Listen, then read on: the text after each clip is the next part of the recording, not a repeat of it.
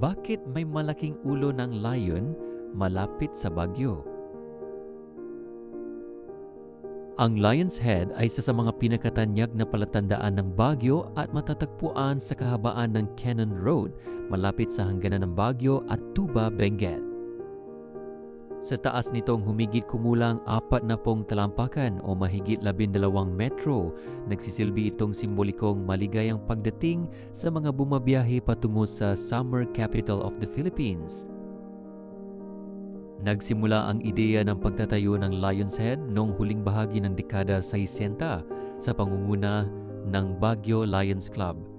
Layunin nilang mag-iwan ng isang natatanging palatandaan na kumakatawan sa kanilang organisasyon at sa kanilang adhikain ng paglilingkod sa komunidad. Ang leon ay napili bilang simbolo dahil ito ay kumakatawan sa lakas, tapang, katapatan at paglilingkod, mga pagpapahalagang isinusulong ng Lions Clubs International. Ang pangalang LION ay iniuugnay rin sa pariralang Liberty, Intelligence, Our Nation's Safety. Bagamat nagsimula ang proyekto noong 1968, nahinto ito at ipinagpatuloy noong 1971 sa pamumuno ni Robert John Weber, Pangulo noon ng Baguio Lions Club. Inatasan ng Ifugao artist na si Rinaldo Lopez Nanyak upang ukitin ang ulo ng leon mula sa isang malaking batong apog o limestone, habang ang sculptor na si Anselmo B. Diag ang tumulong sa mas detalyadong paghubog ng mukha nito. Opisyal na ipinakilala sa publiko ang monumento noong 1972. May isang kawili-wiling detalye tungkol sa Lion's Head. Bago pa man ito ukitan, ang malaking batong pinag-ukitan ay kilala na ng mga motorista dahil kahawig na nito ang hugis ng ulo ng leon. Dahil dito, napagpasyahan ng mga tagapagtaguyod ng proyekto na pagandahin at gawing permanenteng monumento ang natural na batong iyon.